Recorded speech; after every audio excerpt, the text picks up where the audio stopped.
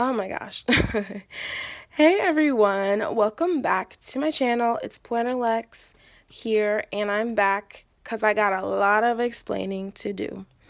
First of all, I apologize for kind of going MIA mid planner prep series. I was taking a lot of time to figure out my setup, and then as I was doing that, I was starting to figure out that the setup I planned for may not be the right thing for me. And that's what I'm going to talk about today. So, as you guys know, my whole system that I really started loving in 2019 was monthly, weekly, and daily planning in different binders and organizing my life in those three ways. And that was working super well, probably because I was at home and had a ton of time to look at my planners on a regular basis. I had very few other responsibilities. And to think that that lifestyle, my new lifestyle, would still work for this system and this method may have been a mistake. And I feel horrible admitting that, but it is what it is, and we adjust. So don't get me wrong, I highly recommend that system still. If you do have a lifestyle, maybe you're a stay-at-home mom or you are work from home kind of person, that method might still be awesome for you. But for someone like me with a 9 to 5, it may not be as realistic. So basically, what was happening was I wasn't actually using the system the way I intended it to be. The way I intended it to be was using my monthly to plan my weekly and my weekly to plan my daily. What was really happening was I was planning my month, not looking at it to plan my week, planning my week, and not looking at my week to plan my day. And that was pointless. I was doing a lot of back planning, a lot of tracking after the fact, which is good, but it's not the way I want my tool, my planner, to work. I want it to help me plan things in advance. I want it to help me reach my goals. I want it to help me do things and plan things the best way that they can be accomplished, rather than filling in what I happen to do. And in terms of my dailies, I ended up falling in love again with my Stalogy because of it's just blank, and my brain really liked being able to just map things out the way I wanted to do.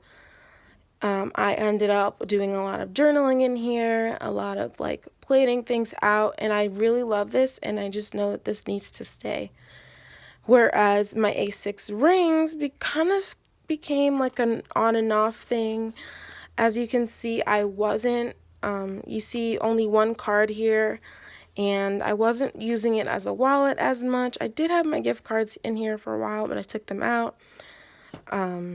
Wasn't really being used as much as a wallet either because I didn't really have a lot of shopping experiences. I don't have a car, so I don't really have that time or the resources to get to stores the way I would have liked, and that again means I really don't need a planner wallet, let's say. I will say though that some of these sections were nice to be able to reference while I'm at work, especially my work section, of course. I did reference that a lot, but my idea to use these blank pages for dailies wasn't working out consistently, and the notes were okay. The health worked, but I had like only one appointment so far. I have another one, but I didn't really need to open it up during the appointment.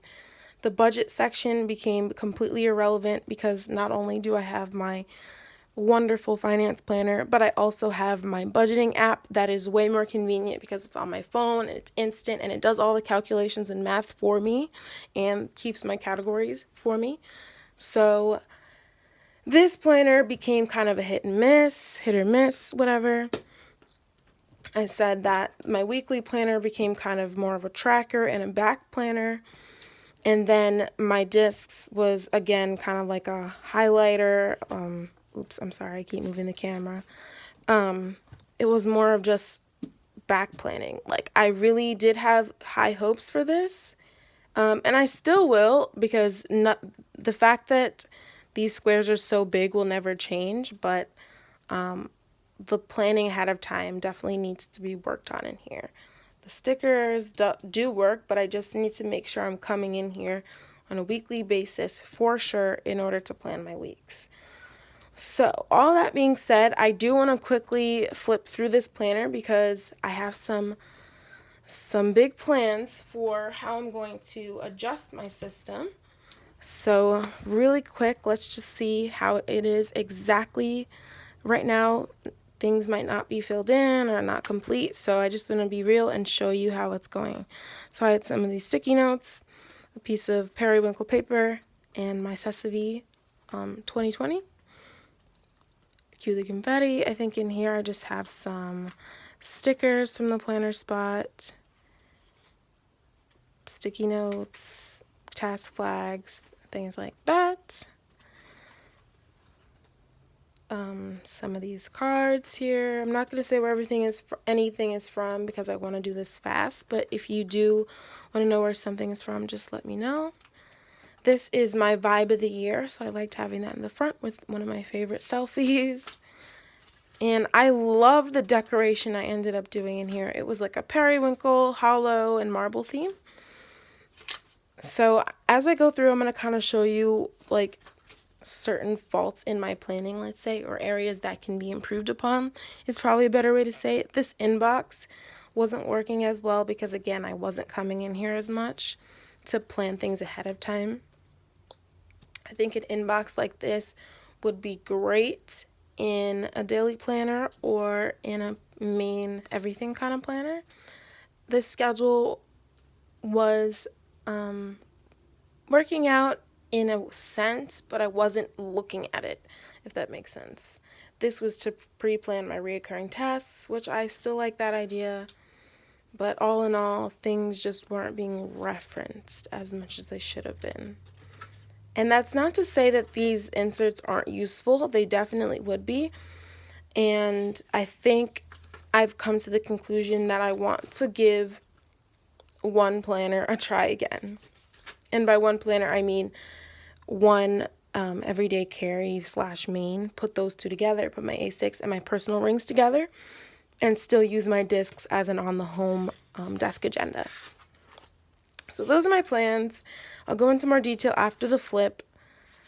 And another sad thing, I wasn't doing my weekly reviews. I was running out of time each week and not even getting a chance to do my weekly reviews, which is something I really, really loved with my planning style.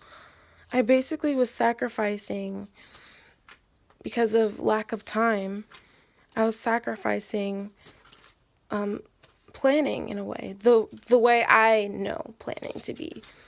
My methods that I've thought were, ideal for my intentions ended up being sacrificed. I ended up just filling things in when I got the chance. So I'm not really sure if that's an issue that can be fixed by kind of scheduling in planner time. That kind of comes to mind right now.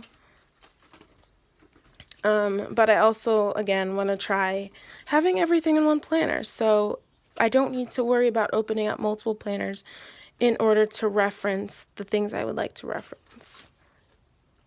So, and because this planner, actually, I'm sorry, I keep jumping ahead of myself. Let's finish this flip and I'll show you, I'll keep talking about what my future plans are. Those are all my health inserts. This workout insert, I was basically planning my workouts ahead of time and highlighting the ones I end up actually doing, because I have a habit of planning workouts and not doing them, so I don't want to see blank areas, if that makes sense. It would make me feel bad to see that I didn't do these and they're not highlighted. I did kind of started a template for meals, but it's hard when I'm not actually cooking my own meals. So some of these need to be adjusted, or I need to personalize them for my actual lifestyle again. In my finances section, I just have the routines and spending log and overview budget, and I have the rest of these in my finance planner that I talked about. One of my ideas that I did really like was this impulse control check wish list, and I basically wrote things that I thought I wanted and stopped myself from buying them in the moment. And I put the price so that when I do have room in my budget to buy something extra, I will add them in here. I'm definitely going to do another separate finance planner video, so do not fret. So yeah, so here's my list. Didn't really reference these much. I ended up making a lot of lists on my Stalogy though, which was nice. But I noticed that I don't really list to reference the list much, but I kind of do it as like a brain dump, a topical brain dump. So those are my passwords, and in the back I just have my This Planner Belongs To photo and some more planner spot stickers in the back. And in the back I kept my receipts from the pay period. So that's my personal setup and my plans for February. I talked about this a little bit on my Instagram, but I want to first and foremost set up a Valentine's Day setup. A lot of the times I get out of these little funks once I have a new decorations because it feels like a new planner in a way. But my ultimate plan is to work on an all-in-one setup in this A6, because not only does it have smaller rings, which means I can stuff it with less inserts, but it fits the Stalogy that I've been using a lot, and I can still use it as a wallet if I do end up needing to, or not if I don't. And it's just been working out lovely. So that is my plan, and my dream unicorn planner is A6 size.